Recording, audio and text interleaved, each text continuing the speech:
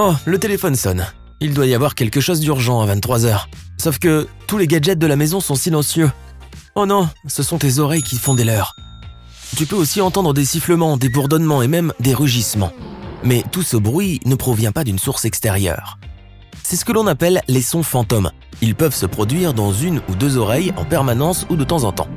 Ils sont généralement plus perceptibles la nuit, lorsque rien ne te distrait. Le bruit que l'on perçoit dans les oreilles est appelé acouphène. Il est assez courant et touche 15 à 20% de la population. Les acouphènes commencent dans la partie de l'oreille interne qui a la forme d'un escargot. C'est ce que l'on appelle la cochlée. Ton oreille moyenne capte les ondes sonores. Elles sont ensuite traduites en impulsions électriques dans l'oreille interne. Puis, les nerfs sensoriels transmettent ces impulsions à ton cerveau. Si ton oreille interne ne fonctionne pas correctement, ton cerveau peut mal interpréter les sons. Les acouphènes surviennent lorsque le nerf cochléaire subit certaines modifications. Elles peuvent être causées par un bruit fort, comme les scies à chaîne, les marteaux-piqueurs, la musique forte ou les cris. Les acouphènes peuvent se déclencher après un traumatisme crânien, une lésion du cou ou une blessure à l'oreille, ou après avoir commencé à prendre certains médicaments. Tu peux également entendre des bourdonnements d'oreilles si tu as des problèmes de tension artérielle. Partons maintenant ailleurs dans l'incroyable corps humain. Certaines des bactéries qui vivent dans tes intestins peuvent produire de l'électricité. C'est dingue, oui. Elles émettent des électrons et cela génère de minuscules courants électriques. C'est probablement le système de secours de la bactérie, sa façon de générer de l'énergie. Les hommes sont les seuls animaux qui ont un menton. Même nos plus proches parents génétiques, les gorilles et les chimpanzés, sont privés de ce petit morceau d'os qui dépasse de la mâchoire. Leurs mâchoires inférieures sont en biais vers le bas et en arrière par rapport à leurs dents de devant. Les scientifiques ne comprennent toujours pas ce mystère. Leurs opinions divergent quant à la raison pour laquelle les gens sont ainsi faits. Certains chercheurs pensent que le menton nous aide à mastiquer notre nourriture. D'autres estiment qu'ils ont certainement un lien avec la parole. Quelques-uns d'entre nous pensent que c'est tout simplement un endroit spécial pour faire pousser une barbichette. Cligner des yeux permet de garder ceux-ci propres et humides. Mais ce n'est pas tout. Chaque fois que tu clignes des yeux, tu fais en fait une micro-sieste. Des chercheurs de l'Université de Washington ont constaté que le fait de cligner des yeux augmentait la vigilance et permettait de recharger les batteries. As-tu déjà vu de minuscules points se déplacer en ligne sinueuse, surtout lorsque tu regardes un ciel bleu vif? Ces points ne sont visibles que durant une seconde environ et ils peuvent ressembler à de minuscules vers. Ces derniers sont en fait tes globules blancs qui se déplacent dans les capillaires devant la rétine. C'est le tissu photosensible situé à l'arrière de tes yeux. Curieusement, la plupart des gens ne font même pas attention à ces points, à moins qu'on ne leur demande de le faire. La glande pinéale du cerveau assure la production de la mélatonine. C'est cette même hormone qui régule le sommeil. La glande ressemble à un pignon de pin et c'est ainsi qu'elle a reçu son nom. Le cerveau humain est composé à 73% d'eau et il en va de même pour le cœur. Par conséquent, si ton cerveau perd ne serait-ce que 2% de liquide, tu commences à te sentir fatigué. Cela détériore également ta mémoire, réduit ta capacité d'attention et nuit à ton humeur. Au fait, ton cerveau veille à ce que tu ne boives ni trop peu d'eau. Après avoir avalé un liquide, la bouche et la gorge commencent à envoyer des signaux au cerveau pour lui dire d'arrêter de boire. Sinon, tu continuerais à avaler de l'eau pendant les 10 à 60 minutes qu'il faut au liquide pour atteindre tes cellules. Il suffit aux yeux de voir quelque chose pendant seulement 13 millisecondes pour que ton cerveau traite déjà cette image. À titre de comparaison, le clignement moyen dure de 100 à 400 millisecondes. Même si la langue n'est pas le muscle le plus fort de ton corps, elle ne se fatigue jamais. C'est lié à la façon dont elle est constituée. Elle est composée de 8 muscles entrelacés. Mais contrairement aux autres muscles de ton corps, ceux-ci ne sont pas répartis autour d'un os de soutien. La structure de la langue est similaire à celle de la trompe d'un éléphant ou des tentacules d'une pieuvre. Ton corps dégage une lumière visible. C'est pourquoi on m'appelle Sunny. Ah, tu brilles le plus à 16 h et le moins à 10 h. Malheureusement, cette lueur est 1000 fois moins intense que ce que tes yeux sont capables de percevoir. La sueur est principalement composée d'eau mélangée à des protéines, des sucres, de l'ammoniac et beaucoup d'autres choses. Elle contient même de minuscules traces de métaux comme le cuivre, le zinc, le nickel, le fer, etc. Ce qui donne à la sueur un goût salé, c'est le sodium qu'elle contient. Par ailleurs, plus on consomme de sel, plus la sueur est salée. Ton corps essaie de se débarrasser de l'excès et le moyen le plus rapide est de transpirer. Le sang d'un adulte représente 7 à 8% du poids total de son corps. Environ 55% de notre sang est constitué de plasma liquide. Le reste est formé de globules rouges et blancs et de plaquettes. Il crée des caillots et empêche les saignements.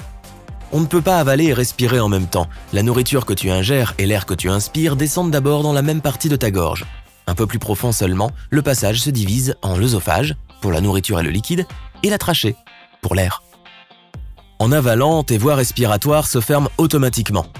Cela t'empêche d'inhaler accidentellement de la nourriture, mais parfois, cela arrive quand même. Ton cerveau génère parfois plus de 48 pensées en une seule minute. C'est presque 3000 pensées par heure et 69 000 par jour. Les ongles poussent plus vite sur la main dominante. Si tu utilises souvent ta main droite, tu devras lui couper les ongles plus souvent. Les ongles poussent également plus rapidement en été et pendant la journée. On peut mémoriser jusqu'à 10 000 visages différents. Bien sûr, cela varie d'une personne à l'autre et le nombre moyen est de 5 000. Cela ne veut pas dire que tu puisses identifier chacun de ces visages. Il s'agit seulement d'en reconnaître les traits. Si jamais tu as envie de mentir, sache que ton nez te trahira toujours. Lorsqu'une personne raconte un mensonge, la température autour de son nez et dans les coins intérieurs de ses yeux monte.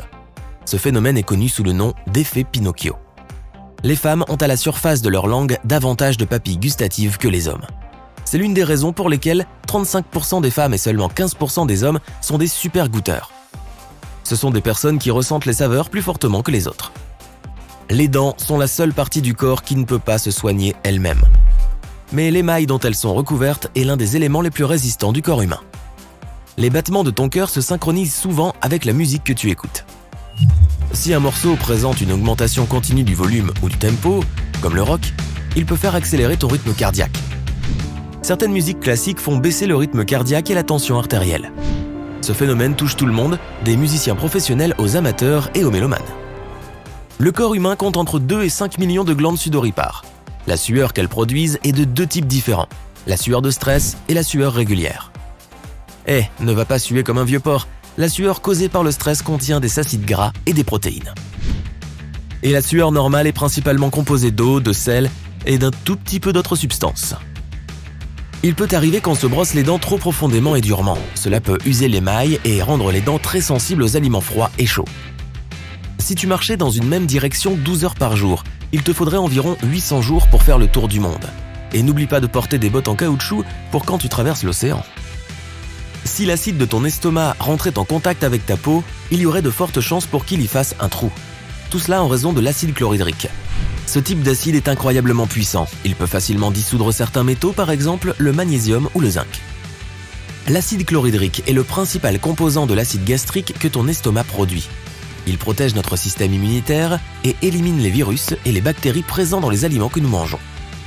Cet acide aide également le corps à décomposer, à digérer et à absorber toutes sortes de nutriments, y compris les protéines. Les lèvres sont rouges parce qu'elles contiennent une grande concentration de capillaires sanguins miniatures juste sous la peau. Ton petit doigt est très puissant. Sans lui, ta main perdrait une partie importante de sa force. Ton index et ton majeur coopèrent avec ton pouce pour saisir et pincer. Et ton auriculaire, avec ton annulaire, assure la force de saisie. L'organe le plus gras de ton corps est ton cerveau. La graisse représente au moins 60% de son poids sec. Cette qualité a permis au cerveau d'atteindre le record du monde Guinness. Cet organe contient environ 25% du cholestérol de ton corps, ce qui est vital pour le bien-être du cerveau. Les cellules de ton squelette ne cessent de se régénérer. C'est pourquoi on en a fait un nouveau squelette tous les 10 ans environ. Ce processus ralentit avec l'âge et la régénération prend ensuite plus de temps. C'est l'une des principales raisons pour lesquelles les os deviennent de plus en plus fragiles. Un nouveau type de cellules cérébrales, récemment découvert, est crucial pour la recherche visuelle. On les appelle cellules cibles. Sans leur aide, il serait impossible de repérer une connaissance dans une foule ou ton chien dans le parc. Il est intéressant de noter que les cellules cibles se moquent de l'apparence de la chose que tu cherches. Tout ce qu'elles veulent savoir, c'est si un objet est ta cible ou non. Plutôt simple, non ?